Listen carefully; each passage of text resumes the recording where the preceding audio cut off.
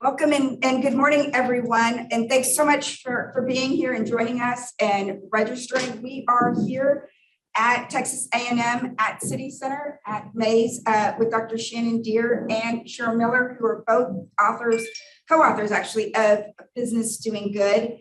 And we'll go ahead and just get started. And so how did we get here today? And how are we going to spend our time together? I was so fortunate last fall to be in the room when they debuted their book here with a group of MBA students, professional and current MBA students. And I was really moved by the work that they're doing. And it really is funny because at that same time, my co-founder, Susan Repka, and I, who's also joining us today, we're looking and getting ready to launch our company, B2G Victory. And our entire mission around B2G Victory is to do meaningful work that has social and economic impact.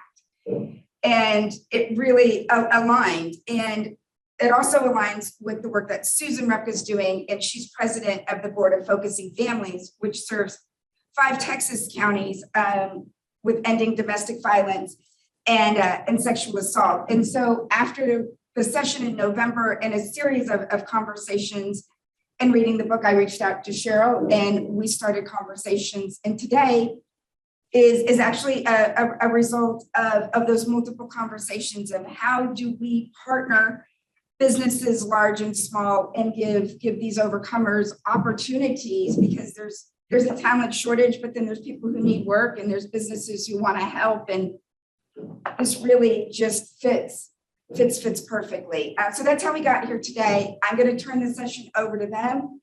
We'll have some networking at the end. And if you have a specific question, feel free to open up your mic, raise your hand. Emily with B2G Victory is going to, she's going to facilitate that. And if you have a specific question, put it in the chat. And with that, I will hand it over to these 2 amazing women. Thanks so much.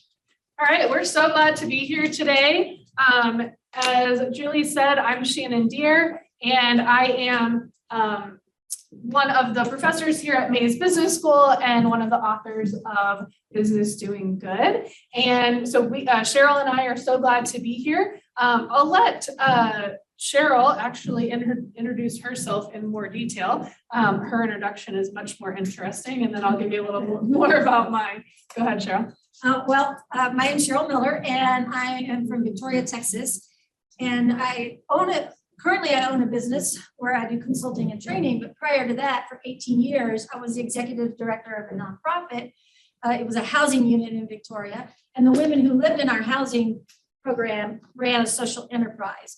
And we saw a lot of success with that. And so that's what led Shannon and I to kind of connecting and beginning to have conversations about possibly doing this book. And so that's who I am.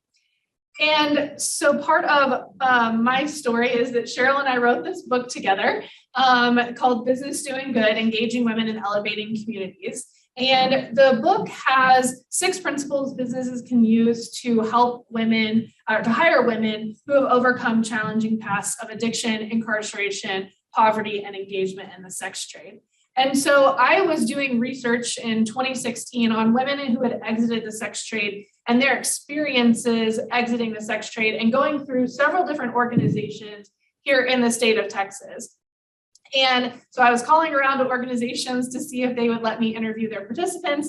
And I called over to Cheryl and she grilled me a little bit, as she should have. And then about 60% of the participants that were in my study exited through Cheryl's organization and the principles and approach that she was using. And I found that women who exited through Cheryl's organization received experienced a much more rapid transformation than women who exited through other organizations, and they had much better outcomes. And so Cheryl's going to tell you a few stories about women who exited through her organization and the outcomes of some of their experiences. There were quite a few women who were able to accomplish some significant transformations.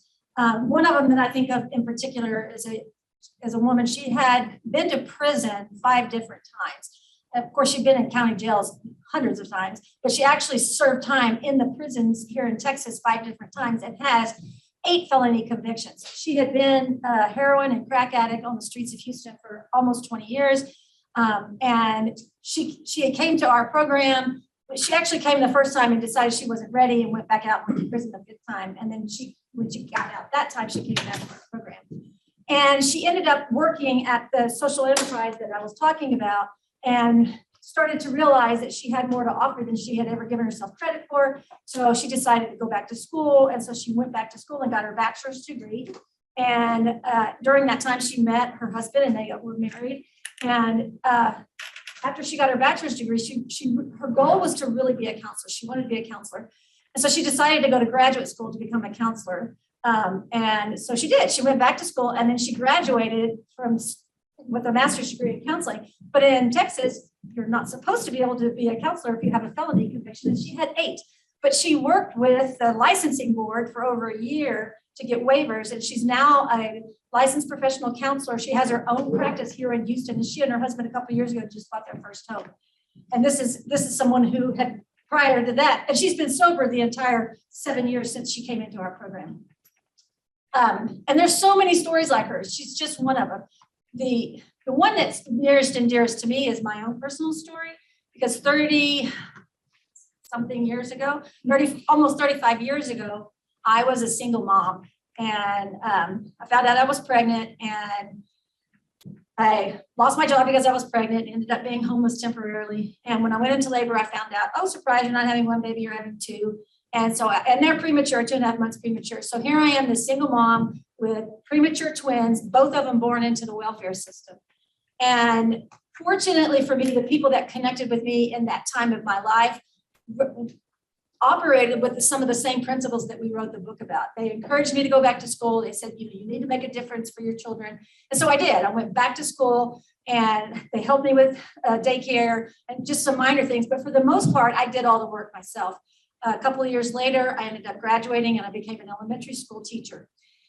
What's really significant to me about the story is not so much that I was able to overcome. What's really significant is doing this work and hiring women like myself and the other women I mentioned. It not only changes that woman's life, but it changes their children's life. My children were born into poverty, but they did not grow up in poverty. And both of those twins now are married and have children, and their children were not born into poverty.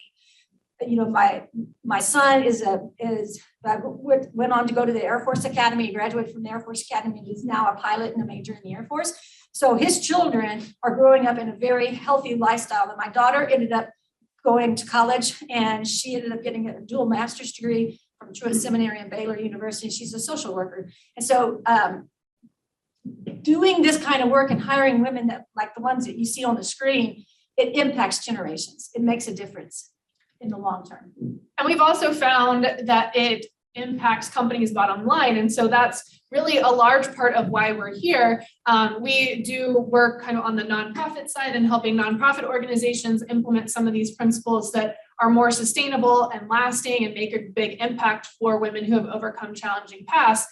But we also work with companies on implementing these principles that really can impact your bottom line because of things like hiring women who have a different perspective. And we'll talk a little bit about that as we get into some of these 6 principles that are in the book. Hiring women who have an entrepreneurial spirit, hiring women who have that ability to hustle. And it applies to men as well. It's just the context that Cheryl worked in and my research was really focused on women. So that's what we talk a lot about.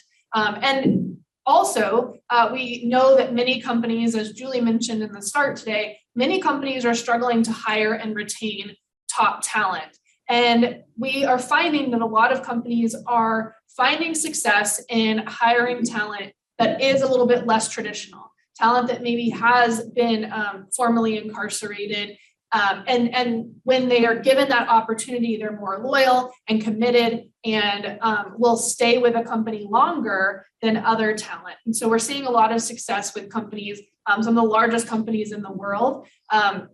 We've talked a little bit with the Business Roundtable, which is a large conglomerate of the biggest companies that we know that are working together on second chance hiring. finding opportunities for people who have been formerly incarcerated to come and work. And so Jamie Dimon of JP Morgan Chase is leading that committee for the Second Chance Business Coalition. And so we always tell companies, if JP Morgan Chase can hire people who have a criminal record, so can you. It is possible to do. And they've really found a lot of success with that in a pilot program they ran out of Chicago, and they're making rolling that out nationally now as well, to find, again, the ability to hire and retain talent in that area. So we help companies do that, create a culture that will help companies retain that talent as well. And so this is the model that we use, business doing good, and the 6 principles that we recommend businesses implement. So here's some of the, I'll just put all these on the screen, but here's some of the strengths of the model. You want to talk about some of those? And yeah, sure. I think probably one of the best parts of it is the partnerships that take place. And we'll talk a little bit more about that, the nonprofit partnerships. But it also increases capacity. It builds on the strengths both of the businesses and the women, the employees. It engages, this particular model will engage employers, and it'll educate employers, and it also provides pre-employment transition opportunities for the potential hirees, for the women that are coming out of these challenging paths. Great. So we wanted to kind of frame today around 3 common misconceptions that we see with businesses that are engaging with nonprofit organizations or engaging with overcomers.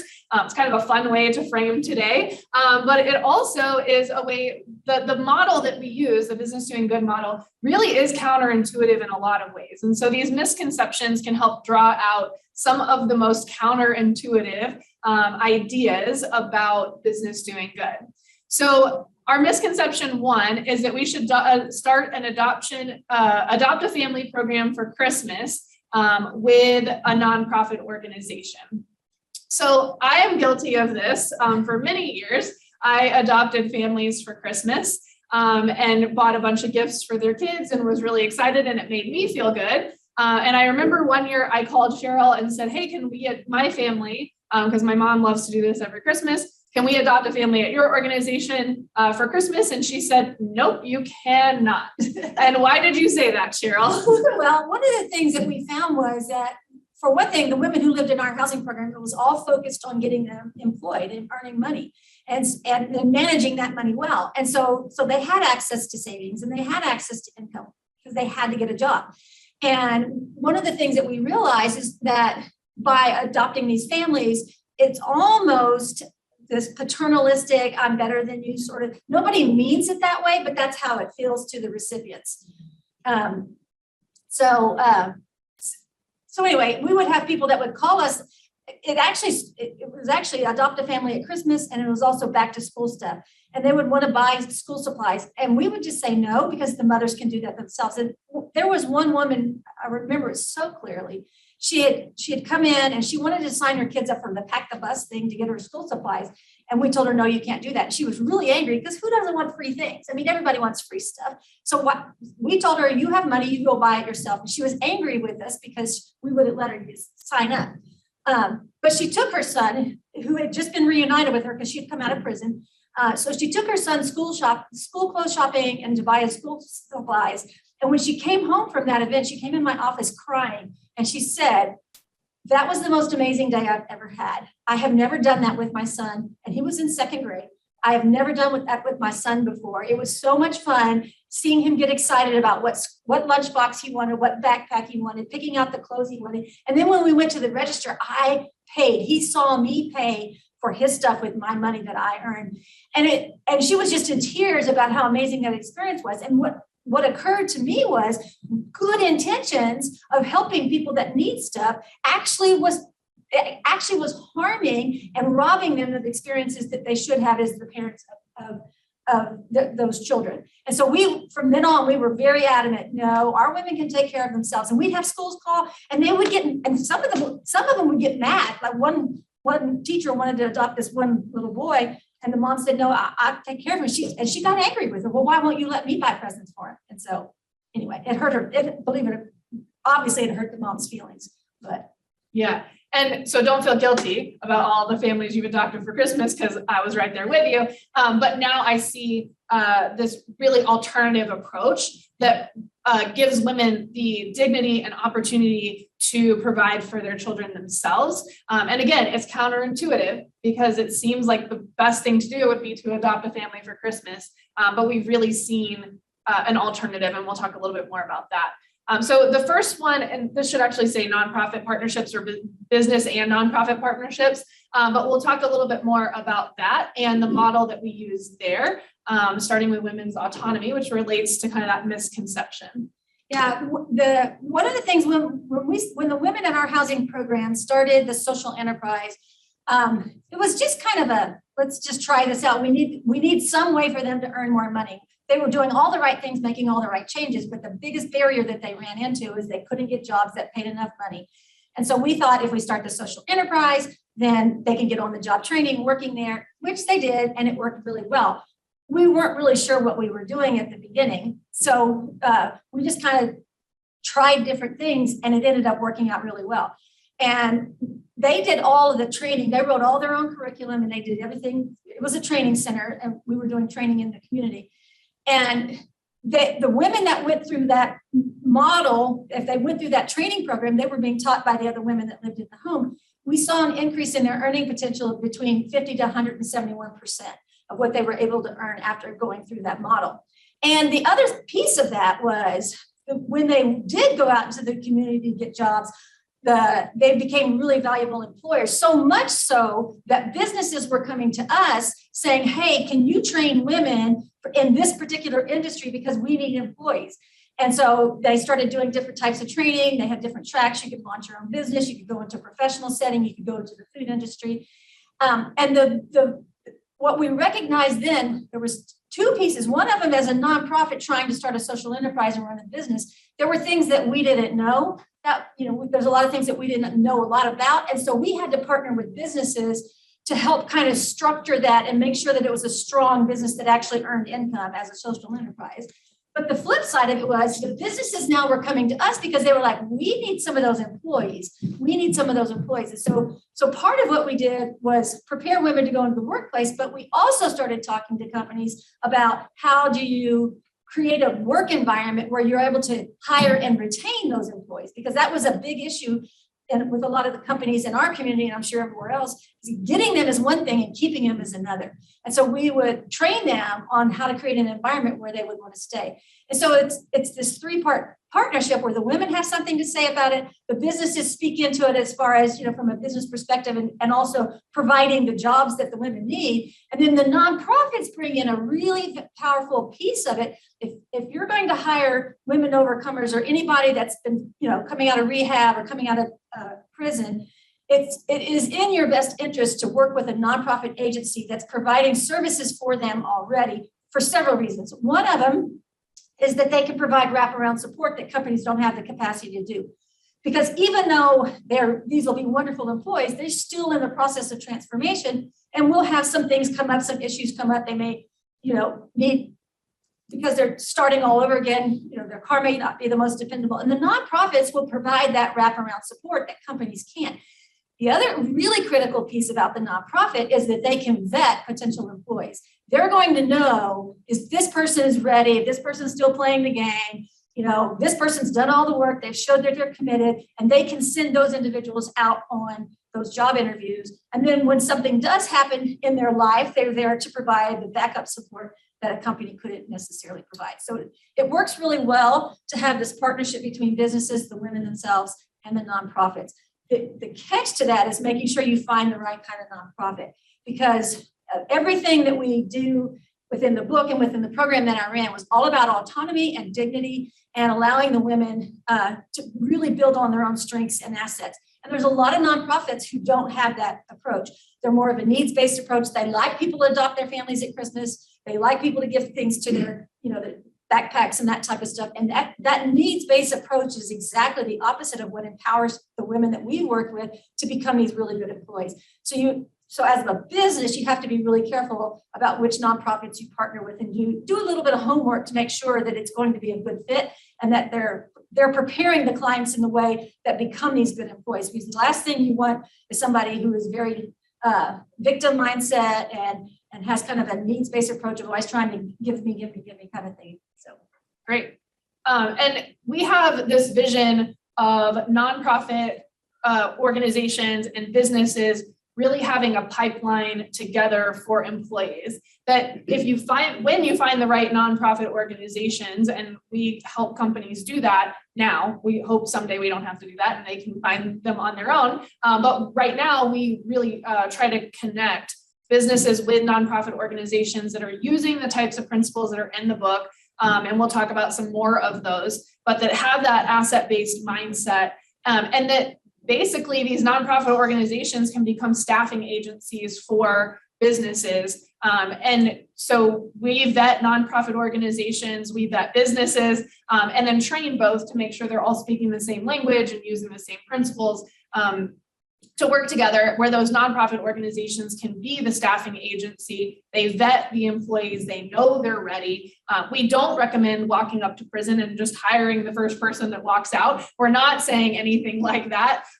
We are saying work with those nonprofit organizations, especially something like what Cheryl ran, where the women have experience working in a social enterprise, making some of the mistakes that someone makes early on when overcoming a challenging past. And then they can kind of get some of that rust off and then be ready to go in an employment setting as well. And one of the things that we saw, and I even know from my own personal experience, is once I realized that I was capable of doing this, it's like when I going back to school while all full-time, working part-time and raising 2 babies by myself, realizing I'm capable of far more than I realized I was capable of. And it was almost like I could do anything.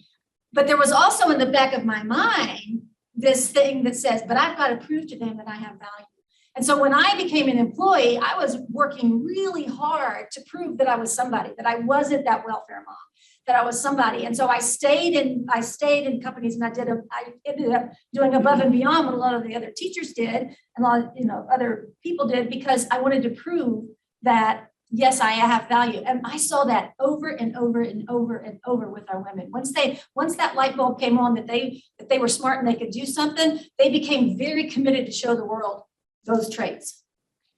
And so this is just a quote from one of the women that I interviewed in the study that I did that reiterates that point of women being autonomous, women being empowered, being at the top of that triangle of the nonprofit and business partnership, and then not adopting them at Christmas.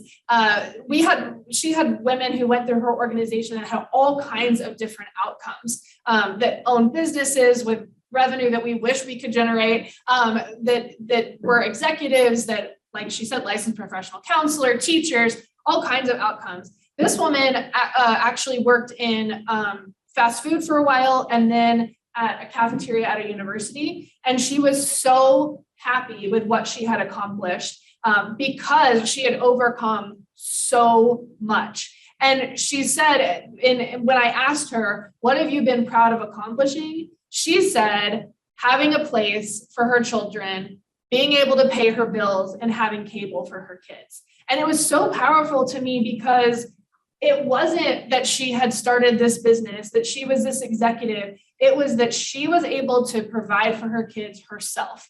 And it didn't have to be that amazing story that makes People magazine, which unfortunately Cheryl was in, but it was a story of being able to provide, and that transformation was really powerful too. So misconception number 2, you want to take this one? Sure. Well, no, you take Okay, this. I'll start us off. Yeah. So we should partner with a nonprofit organization. This would be a misconception from a business perspective. We should partner with a nonprofit organization by volunteering to lead a resume writing workshop. So not a terrible thing, don't worry. Could be something that a business does in the right setting. But why, Cheryl, would this be maybe not the best approach? Well, for one thing, it goes against 2 of the principles in the book. One of them is the experiential learning, and we're not going to go into that too much. But it's where the women figure things out on their own. It was a non-traditional model. Most most models are, I'm going to instruct you, I'm going to teach you, you're going to learn and do this stuff. We didn't do that. We said, you figure it out on your own. The second piece of it is the immediate leadership opportunities.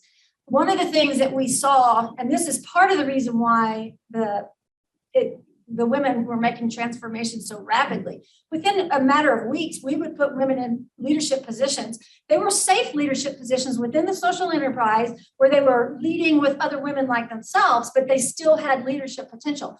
And so every time they would move up, they would get a higher leadership role. So, a woman could be supervising 2 or 3 women who are taking this class. Then they might move into supervising interns. They might move into becoming an employee. And having those early leadership opportunities really was eye-opening for them for several reasons. One of them, they figured out that they were capable of doing more than they thought they could do. And the second was, even more importantly, was that somebody trusted them. Somebody trusted them enough to allow them to lead. And that's that loyalty piece, because they would come to me and say, I can't believe that you're letting me do this. Nobody's ever believed in me before. And it made them want to do a really good job. And they did an amazing job, and they created all kinds of material and all kinds of curriculum. So allowing women to lead immediately in that setting really set them on the path, and it made them more committed to the transformation. We started seeing a decrease in the number of women who weren't successful in our program when we started doing these things, because it was like nobody had given them this chance before. I'm not going anywhere. And so as a company, what we encourage businesses to do is look for ways to allow your employees, especially non-traditional employees like the women that we work with, figure out ways to allow them to lead early on. It doesn't have to be managing people. It could be creating a program for enjoyment, like maybe a softball league, and you're going to be in charge of creating the softball league. Just look for ways to allow these employees to be a leader somehow within the business. And also, the ideal situation would be that there's also clear progression through opportunities there, that there's opportunities to grow. You heard in the social enterprise that Cheryl ran, they had the first program was the Opportunity Knocks. They had Opportunities Knocks, and then within 2 weeks, you were in the Accelerator program and you're overseeing people in Opportunity Knocks, and then you keep going. And there was a clear path. And one of the reasons why that is important is because it gave the women a lot of hope to be able to see that someone else who was overcoming was also able to accomplish something. And so they were able to see that person that was a step ahead of them doing something that was really amazing and aspirational. It also provided a survivor leadership mindset, where the women were able to see someone else who had overcome something challenging, being successful. They were able to see them as a mentor, and they also could relate to them a little bit better than maybe another supervisor who had not had an experience of a challenging past. We had a woman come into our program because she had gone into this church to ask for some food, and she saw a woman named Stella, who was the first woman that we launched a business that we did a micro loan to, and she was cooking her salsa in that kitchen in this church because that was how her business was run.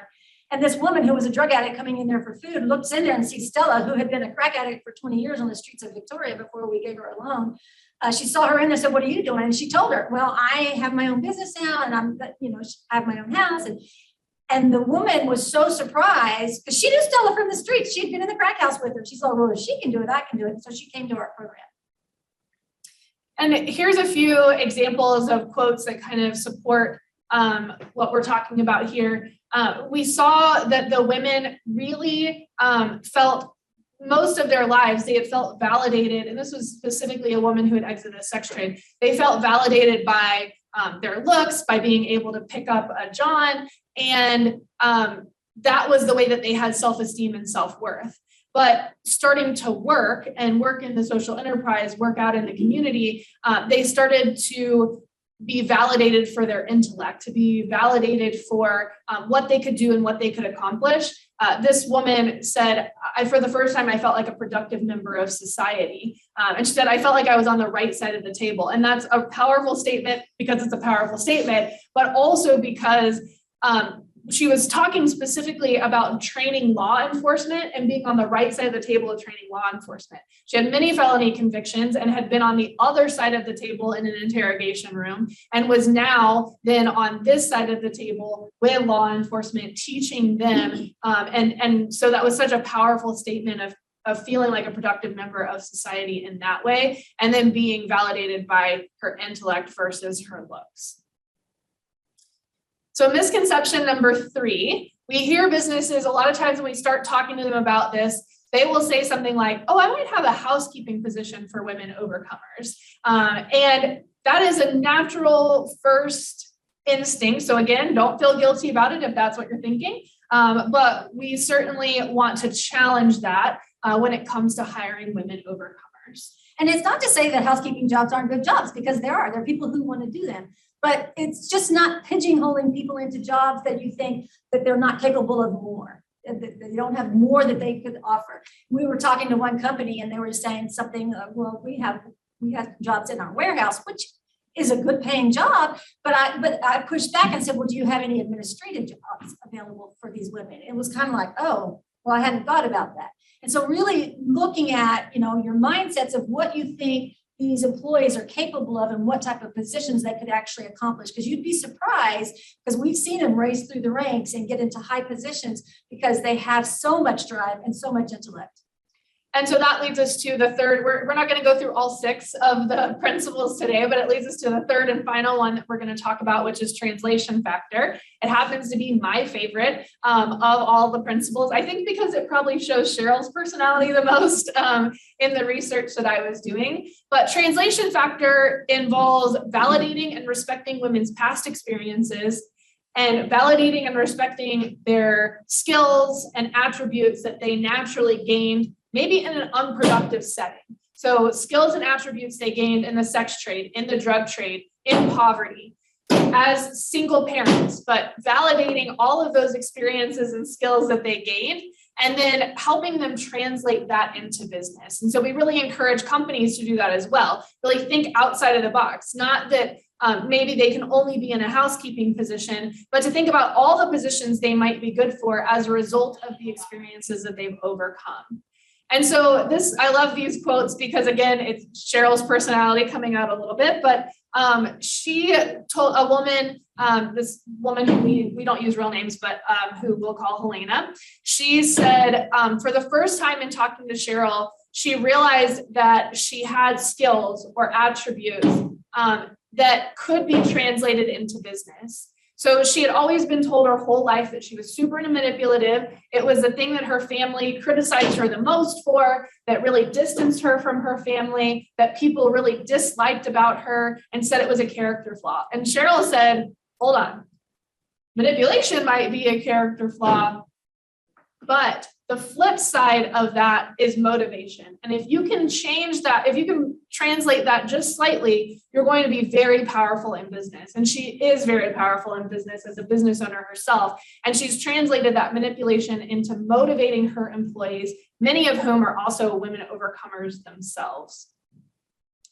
And then here's another one where a woman said, Cheryl had said, you always hustled for bad or hustled for money. And if you can translate that hustle for good, you're going to be so powerful because you have perseverance, you have the ability to sell, you have the ability to think entrepreneurially. And if you can translate that into business, you're going to be really powerful. And she said, oh, I can do that for good now.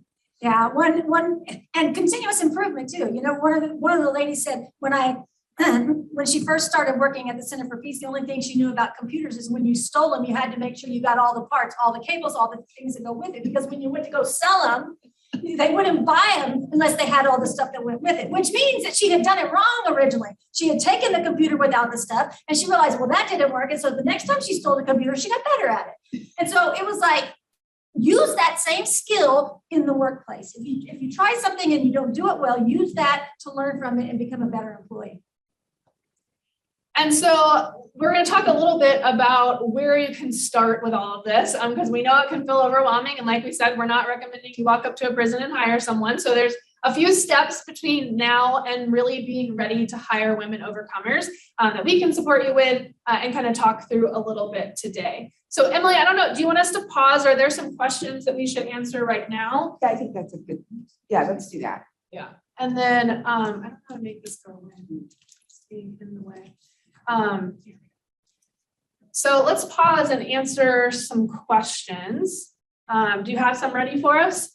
Yeah, most of our questions have just been good feedback about the presentation and will this information be available afterwards? People are saying they want to share it with their team, take it back to the office. So good feedback.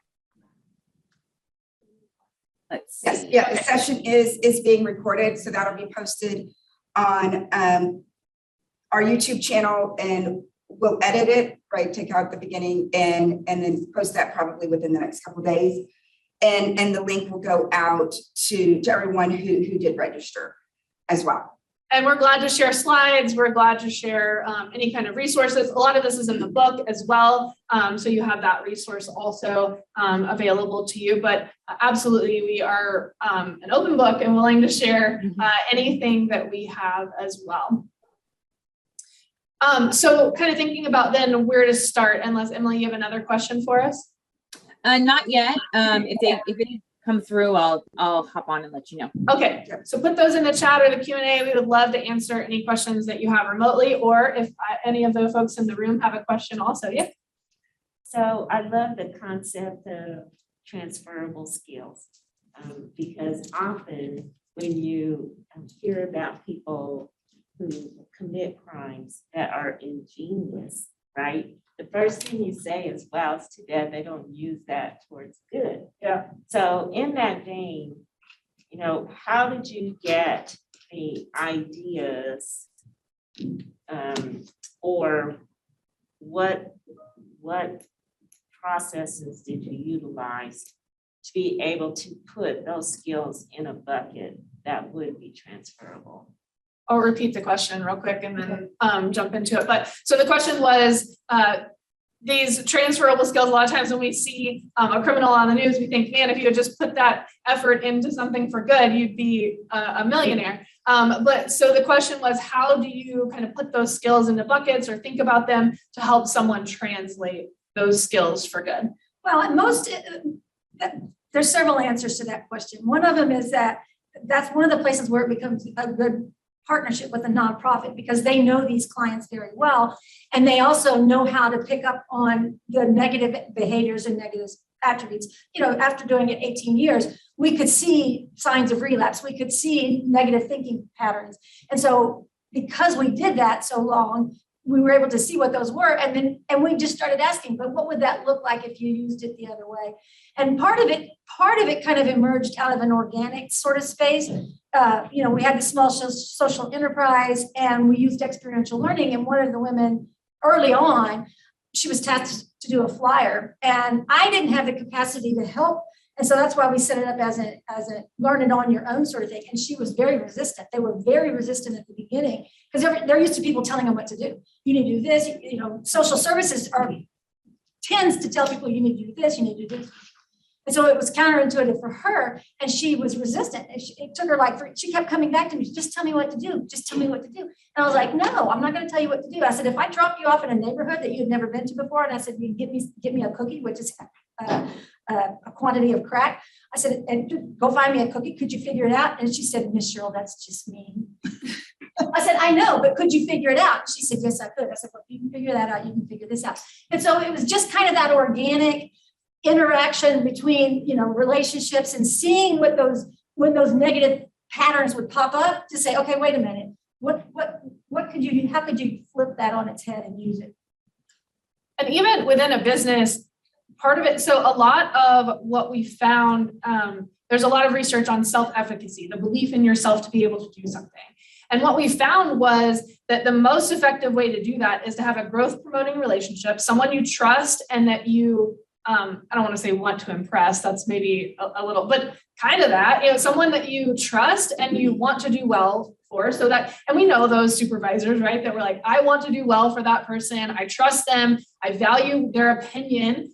So having that growth promoting relationship, which any supervisor can do, and then just validating those skills, saying, you know, and if we think about this, maybe as someone who hasn't overcome some of these challenging paths, it would be like, if you had an employer who said, hey, I know you have children, and that as a mom, you manage schedules, you negotiate conflicts between siblings. If they were to say, I know that's a valuable skill, I want to help you use that here in the context of your job, that would be really empowering. We don't do that a lot at work. Or if someone said, hey, I know you just recently went through a divorce. I think about all the skills you learned in navigating that challenge. Let's think about how we can use those here in business. Even just that for an overcomer to say, hey, I know you've had some unique experiences that resulted in unique skills, and maybe you don't call those out because they're difficult and they're an overcomer, but I know you've had some unique skills. I want to help you utilize those here in the context of your job. That alone was incredibly powerful for building that self-efficacy. And it's one of those skill sets that you don't need for very long, because once people figure out, oh, well, that was negative and I turn it to positive, they start doing it on their own. We don't have to show every single thing how it would flip. They start going, oh, yeah, I did hustle a lot. Oh, yeah, I can use this. And so it becomes their owned experiences where they figure it out for themselves. Sure, and one success begets another success. Yeah, one success begets another success. Exactly. Julie? Can you share maybe a few questions that you would ask a woman overcomer in an interview? So we've got a position, we've got some whether it's a part-time or full-time, opportunity. We've now talked to a nonprofit that says, okay, I've got one or two women. So now you're a little bit farther along filling the talent pipeline, and now you're at the interview. A few questions that would make that interview, I think, very open and more of a conversation. I could think of several questions, and I think there's standard questions anyway that you would ask. But tell me a little bit more about your strengths. What are you really good at? And can you share some experiences that you've had where you were in a challenging situation and you were able to overcome that and turn it for good, But again, the answer may be non-traditional, and that's where the employer has to be open to those experiences that may not match mine, or those experiences that may not match other people they're hiring. Being open to those experiences looking different, but still valuing them as overcoming something that was challenging. And I think too, we've seen a lot of companies, there's the big initiatives for second chance hiring. Just one little statistic is that in the US, we have the same amount of people that have a criminal record have a college degree. So we have the same number of people with a college degree have a criminal record. So that's a large number of people that have a criminal record. And so there's been a lot of focus on banning the box is an initiative with second chance hiring, like not putting that box on there of do you have a felony conviction on an application, or moving it to the bottom of an application. So I know this is a little different than what you asked, but even thinking about not asking those kinds of questions until later in the process, because it biases us, right? If we, even in an interview, if we say, do you have a felony conviction? That's going to change that interview entirely. So the goal is that and this is more mechanics, but the goal is that you move that question until after you've made a hiring decision. So we want to hire this person. Now we're going to ask the question about a criminal record and run a background check. And if something comes back, we're going to give them a chance to explain what happened, to explain where they are now after having that experience. Yeah, because if you ask a question like, share with me a problem that you've encountered in the past and how you attacked that problem or overcame that problem, you're giving that the opportunity for that woman to then decide how much they want to self-disclose. They may talk about a work problem that they encountered and overcame, or they may share about how they had been on the streets. And so it creates that opportunity to ask this general question, but then they get to decide how they want to disclose. I know for me, and a lot of people ask this in the interviews anyway, what makes you unique? What makes you different from everybody else? I would have a different answer to that as employees because of the fact that, hey, I know what it's like to overcome poverty. I know what it's like to overcome judgments. I know what it's like to really work hard where other people don't. And so asking that type of question really allows them to decide how much they want to share. And is it best to do full-time or part-time, or does it matter? Well, most of the women, I think Or it depends on where they are in their journey. That's that autonomy part with the women. But most of the women that we worked with needed full-time employees, especially if they're single moms. They need full-time employee with good wages. And so livable wages and benefits. right, so that they can move out of the situation that they're in. And that's where that partnership becomes really handy, especially if you're partnering with any kind of nonprofit that does housing. You know, if they're in a housing program, they have stability in that housing program. And so as they become a new employee, they have that stability, but they need the earning potential because they can't stay in a housing program forever. They need to be able to get their own home for their children eventually on their independently. I'll tell you something else counterintuitive about housing programs too. We look at nonprofits and kind of vet them through this process. And some of the nonprofits have housing programs that charge clients rent. So this feels very counterintuitive to me. Like when Cheryl told me that they did rent in a different way. It was like a small percentage of the individual's income. I was like, what the heck? This is insane. Like, why would you do that? But it's, again, getting them in that habit. It's having them have a stake in the situation. So we met with an amazing program here in Houston that has not a traditional housing program, but a place where people can stay for reduced rent, but it's still rent. And that for me, again, was really counterintuitive. But so I say that to people who may be thinking like me, and we're going to talk a little bit about vetting nonprofits in just a minute. We're running out of time to do that, but we're going to get to that in a second. But vetting nonprofits, thinking about it differently, not using those misconceptions, thinking about that counterintuitive aspect. Yeah, the women in our housing program paid 15% rent, and they were required to leave 50% of all their earnings in a savings account. And they were only allowed 25% of their income to live on, the other 10% to something else. And so having that structured financial model really helped a lot. You want to go to the next slide, Shannon? Yes, we're going to talk about the readiness assessment. And I have a question. Yeah, we have I have a question. We actually have another question come through the chat as well. But I'm curious, and it may be too personal to really put this in a bucket, but I was thinking about this kind of in terms of grief, and I know like our society tends to just, not speak about grief when, if somebody is grieving is a process and people tend to address it and then move on. So I'm wondering, you guys recommend that you go through, you work with a nonprofit to kind of help facilitate the whole process in general. Do you find that it makes for better open communication and success when you address that these women have unique backgrounds, or is it more successful when you kind of treat them like almost like a blank slate and give them the opportunity to start over, or is it kind of based on the candidate themselves, and is that too hard to answer? That's the autonomy piece of it. I think that's where it's important to allow the women the choice of what they want to self-disclose. Right. And so a lot of them just want to be employees. They just want to be regular employees. Eventually it's like my past is what I've overcome, but it's not necessarily defines me forever. And so allowing them when and what they want, when and where they want to disclose and how much they want to disclose needs to be autonomous.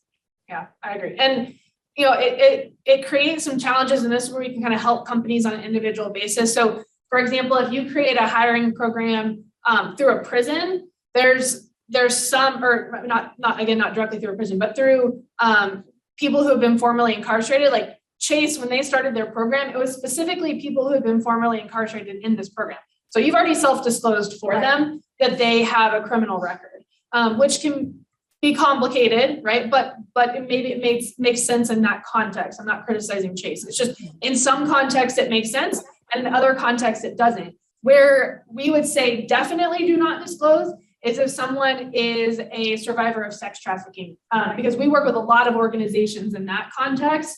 And really, I completely agree with women's autonomy, but I've seen that disclosure come back with some consequences for women that I wouldn't, if someone asked me, like, should I disclose that to my employer or not? I would probably say, probably not. Yeah. But going through organizations, if you're partnering with organizations that really focus on survivors, then there's some things that need to be put into place to protect that identity. Yeah, because like we were a nonprofit housing program, and some of the women that we served came out of the sex industry. Some of them had long-term addictions. Some of them were formerly incarcerated. And we would tell them, you don't need to disclose that you used to be a part of prostitution. You don't need to disclose that.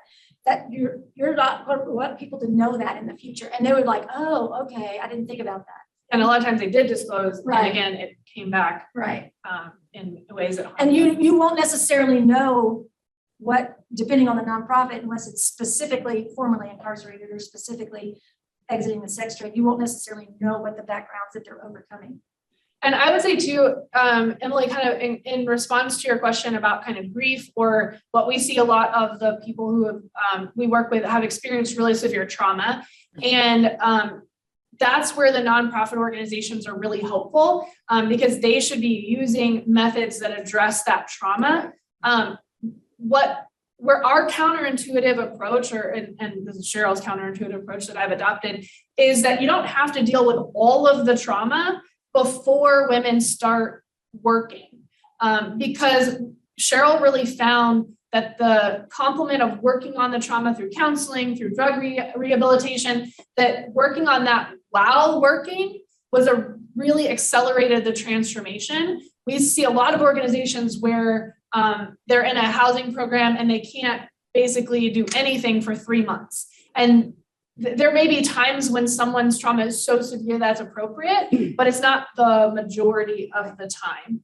Yeah, and so that's another neat thing about that nonprofit partnership. So while they're in their work environment, you have an employee, but the nonprofit's making sure that they're getting to their counseling appointments, that they're doing the recovery stuff, and all the things that they need to be working on at the same time. That's not necessarily the employer's.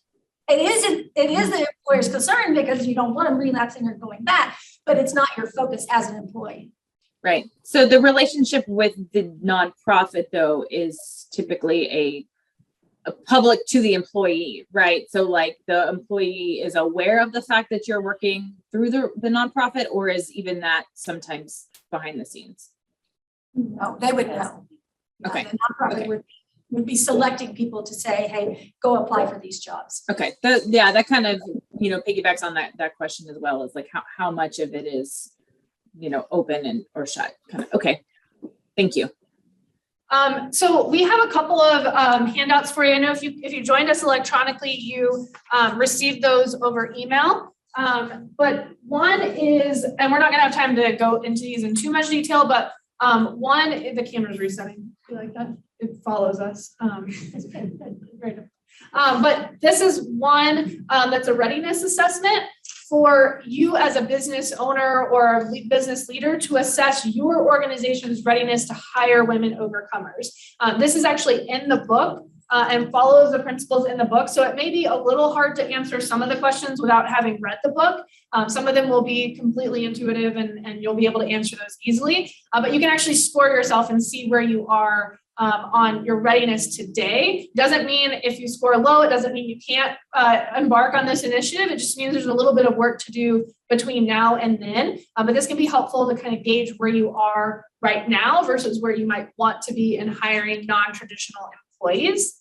And then the nonprofit partnership handout is another one. It has a little bit more color on it.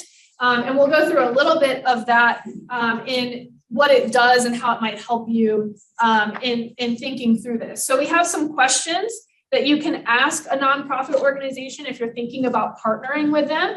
And again, we can kind of help aid in that process if you're interested. Cheryl mostly, but I join in when I can, does training and consulting for organizations in putting in place the business doing good model, in partnering with nonprofit organizations. We can do joint trainings with companies and nonprofits. We can do all kinds of things to help support you through this process. But these handouts might be a little bit helpful as well if you want to embark on it on your own and thinking about questions you would need to ask a nonprofit organization to see if they're ready to partner with you in a way that we have found is the most sustainable through the Business Doing Good model. You could also give them a copy of the book and tell them to read that and see if they're ready from that regard as well. But these are some questions that can help you.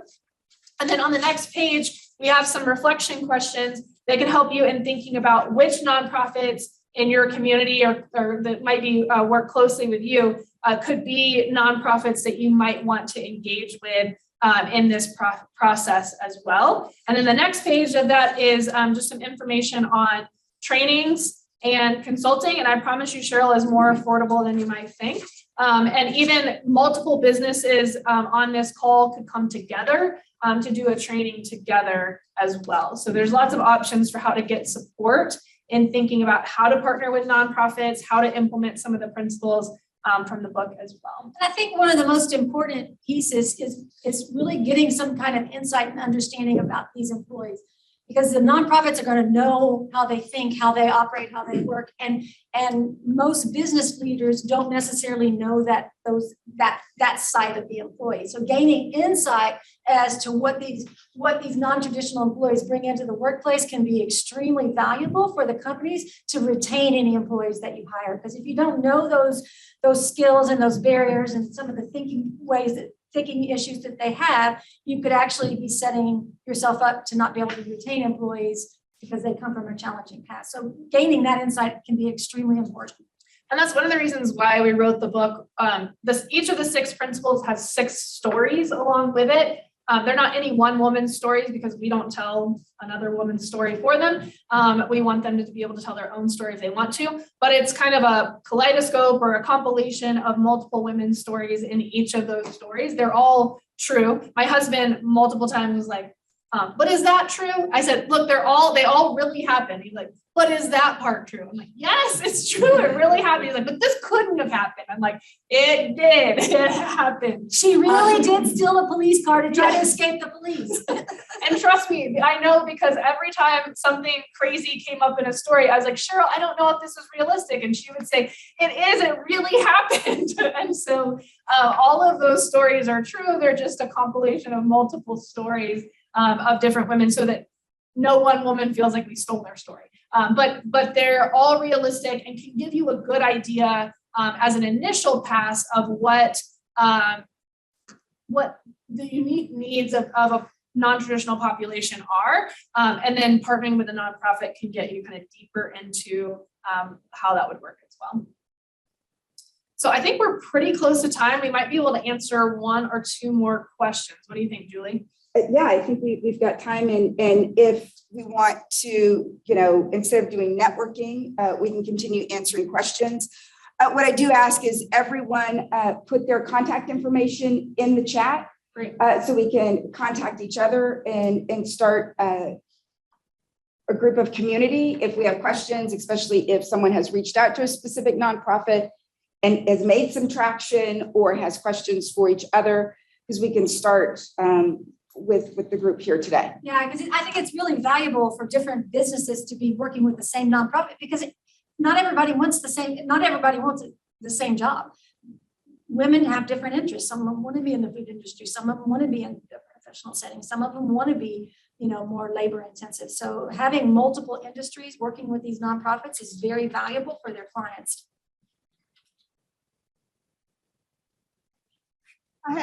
I guess it's a question or a comment. So I'm aligned with an organization called the Houston Minority Supplier Development Council.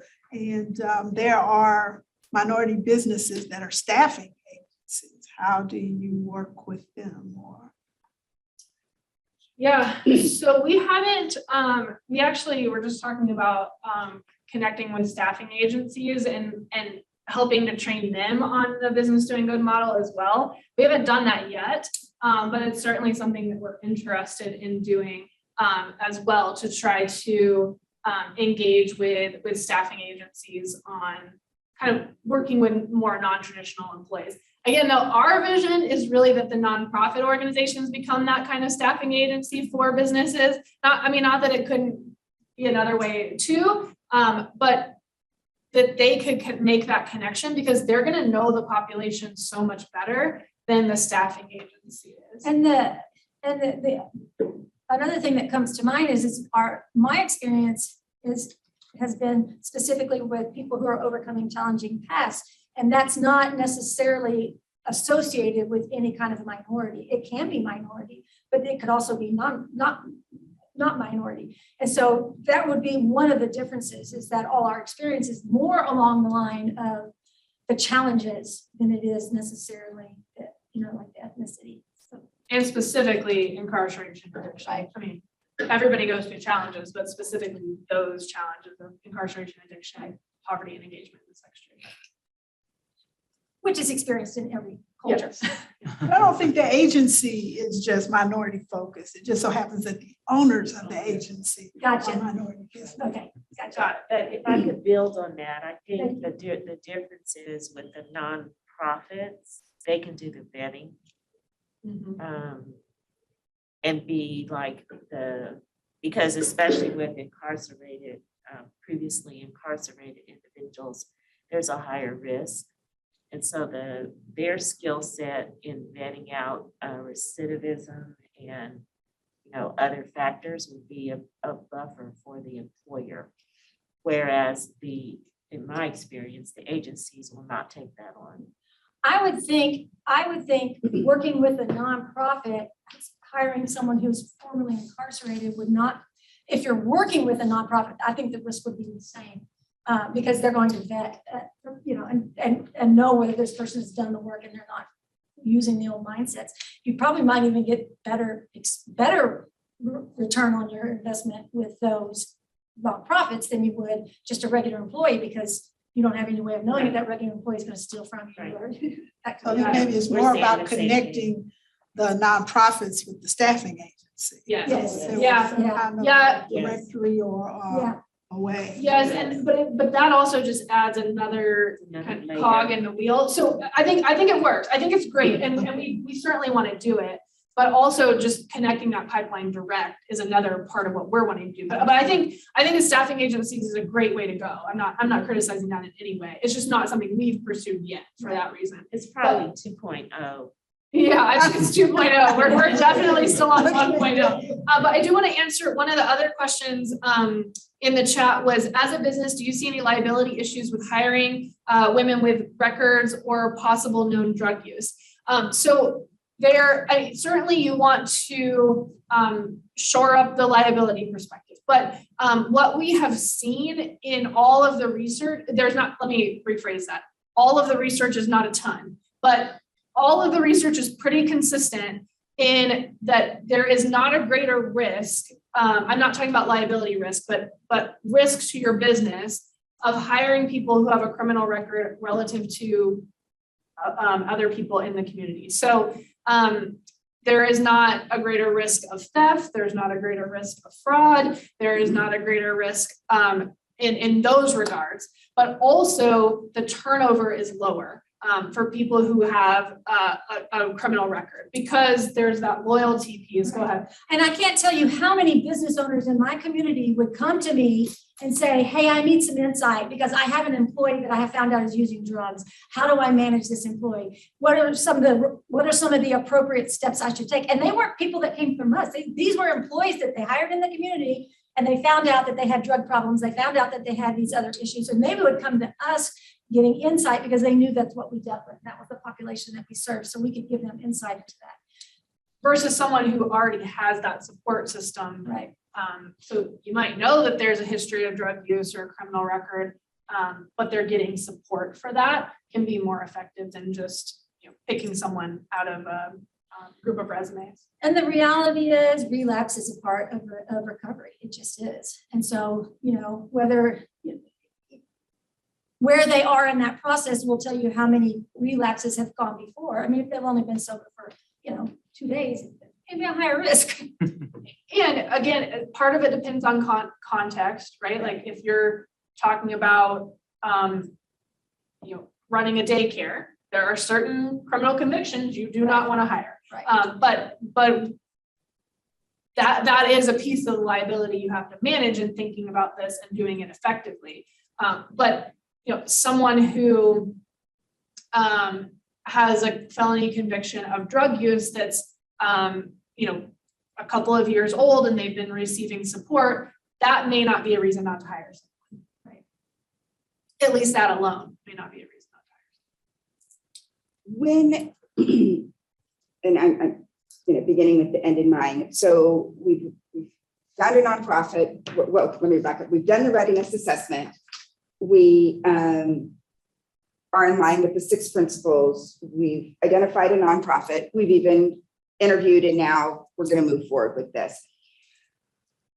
We've made an offer. We've got benefits. It's reasonable wages. It's full time. The first couple of weeks, and it's somewhat general, but as far as training and mentoring, right? I mean, it's might take more. I guess it depends on the job, but maybe give us some pointers that we should think about. The types of positions in mentoring that person once we've actually have them as a part of our team and our commitment to this. Yeah, it doesn't necessarily have to take longer. What would be important is having the principles in the book in place already. So Okay. having what I would say is the most powerful, or even just starting with the first 2 principles of experiential learning and immediate leadership opportunity. It's interesting because we very clearly wrote this book for people who are hiring overcomers. And every time we're in a group of people that have read it, they will always say, I'm starting to do these things for all of my employees, because experiential learning and immediate leadership opportunities are things that I should have had in place for years and I didn't. And then I had employees that were pretty needy. I'm not talking about overcomers. I'm talking about general population of employees. We were working with Centerpoint Energy on some stuff, and they were like, oh my gosh, if we had this in place with this particular team, we would have much better outcomes. And to us, it was like, well, that's pretty obvious, but it's not if you're not in kind of the education space and thinking about how people learn or in the overcomer space, and you had to do it because you had no other option. So, I think that's been something that's been really interesting. And so I would say have that in place before you bring employees on, because the training is not sitting next to someone and saying, here's what you need to do next. Here's how you manage this, whatever. It's really an experiential learning approach of figure it out. And that can take longer than a traditional training approach. If I just sit next to Cheryl and say, okay, here's the next step, then she can continue to regurgitate what I just taught her, but she's not going to be longer term. It's not going to be as productive she's not going to be as productive as an employee. So, and having that in place first. And 75% of what we see or hear or read is forgotten, misunderstood, or something else. I can't remember the third one. So we only retain about 25% from the traditional learning methods anyway. If you learn it on your own, you pretty much retain it. I worked with a company that was a manufacturing company in the East, and they were starting, the HR person was starting this process of hiring. And one of the first women that he hired, as he was doing the interview, he knew she was coming from this housing program, and he asked her, what do you think about this company? And, what do you think you could bring to this company? She said, well, I'll tell you one thing, your training manual is a mess. And, there's stuff in it that doesn't make sense. And because he was asking for her advice, and he said, well, do you think you would be willing to help rewrite it? And she said, sure, I could do that. So he immediately gave her a leadership opportunity in the interview process. And experiential learning. Right? Experiential learning. You got to go rewrite it. I can't help you. Obviously, we didn't do a good enough job, so you go rewrite it. So that having that in place, having that non-traditional training process in place is extremely important.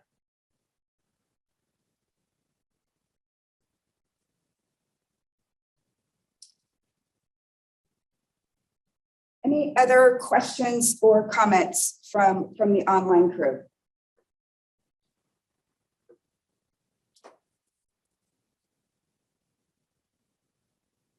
Questions. If I could ask everyone online to maybe put in the chat, or if you want to open up your mic, to share 2 or 3 things that you got out of our session and our time together today, as well as maybe some action items, whether it's Monday, maybe it's a Monday morning moment, something that you're going to do on Monday next week or even next quarter, from the principles of the book or out of our discussion. Yeah, so if you'd like to share, please go ahead, and you're online on the Zoom, please raise your hand and I will be able to allow you to talk. We would love to hear from you.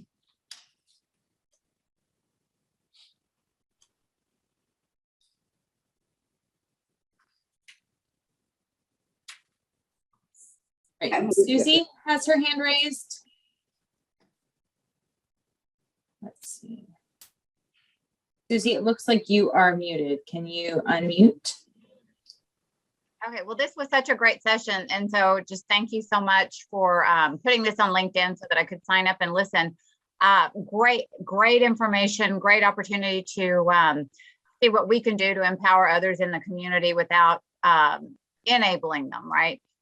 So first thing I'm going to do is get the book and then I will get my things together. Yes, so I will buy the book, but I just wanted to tell y'all thank you so much.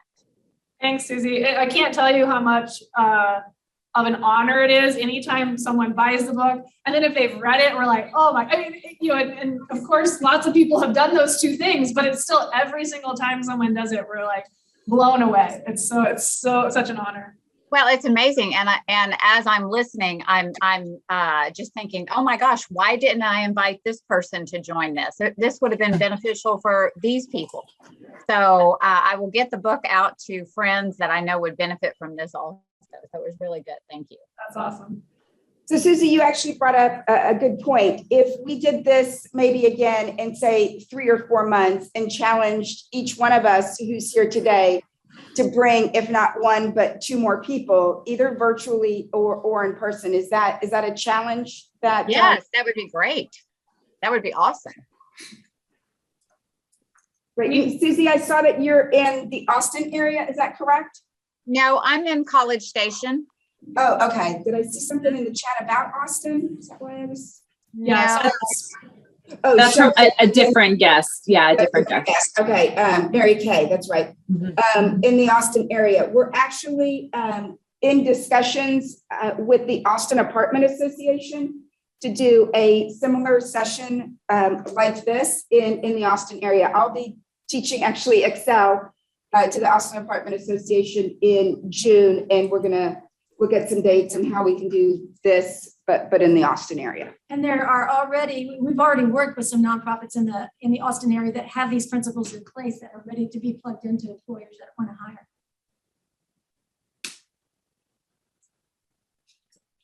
We got a question in the actual Q&A box. And I think you guys addressed it early on, but it is about, you know, a lot of what we've discussed today has been geared specifically towards women, and they're asking, you know, are the processes the same for men? Yeah. So we definitely have seen a lot of success with men as well. Again, our expertise is just specific to women, so we tend to talk about that. But certainly like the program that JP Morgan Chase started was only with men who had been formerly incarcerated. So there is a lot of success in that area. And there are more men who have been formerly incarcerated specifically. Of course, we talk about women that have overcome a variety of different challenges, not just incarceration, but some of the programs that have been started are specific to people who have experienced incarceration. And there are some effective programs there as well. And the principles certainly would apply to them also. Right, and the same with people in recovery. I mean, addiction doesn't have any effect on gender. Yeah, does not discriminate against gender. But that would be another population, men or women. And again, ours is just how we happen to focus on women because that's who I interviewed, who Cheryl worked with. So that's what we tend to talk about that. But and we also talk about that because of the generational aspect of it too. We see that you know, if women are able to provide for their families, that has a lasting generational effect because of the population of single moms and things like that as well. So that is our focus, but certainly can apply to all. So we have the survey to fill out here in person as well as online. And in the session survey, it's going to ask if you have positions, what types of positions are available, or, not only within your organization and your business, but maybe, others. Susie, you mentioned, that other people that might be able to benefit from this and have ideas. So we asked everyone to complete the survey. Emily just posted it in the chat, and then we're also going to send the survey to everyone who registered. We'll post the slides on our website under the post-session materials, as well as all of the handouts. And like I said, the entire recording of this session will be posted on our YouTube channel within a few days. Also, if anybody does buy the book, Susie, and once we have I don't remember what it's called anymore, a book plate that we can send you. It's kind of a sticker, but it's in the very nice sticker, but that you can put in the front of your book that has that where we've signed it. So if you want a signed copy, we can mail that to anyone remotely as well. Yeah. No, sorry, I came in late, but Great. I knew about the book, and I just finished my capstone presentation. That's so awesome. Congratulations. perfect time to start reading a book. Now I don't have finance or anything to read. Just the tail end that I caught. I'm really excited to see. It sounds like this reaches across not just women, but I mean any individual and businesses doing better. Yeah. So, yeah, no, congratulations. Thank you. Thanks for coming over. And I do want a signature. After we can make that happen. Make that happen. Well, in closing, I want to say that it's hard for me not to get emotional at this point. Your being here, either in the room or online virtually, is an answer to a lot of people's problems. We did a good job at our housing program helping women turn their lives around, but we couldn't do anything about getting them good jobs. That has to come from the community, that has to come from businesses, that has to come from business leaders. And the fact that you're stepping up and doing this is so amazing to me, because it's something that we can't make happen. I know as a formerly welfare mom, I couldn't make those things happen. That opportunity had to be provided for me. And the fact that you're here, I'm deeply moved by that, because I know that it's going to make a difference in generations of people's lives. So thank you for being here. Thanks for making us all cry, Cheryl.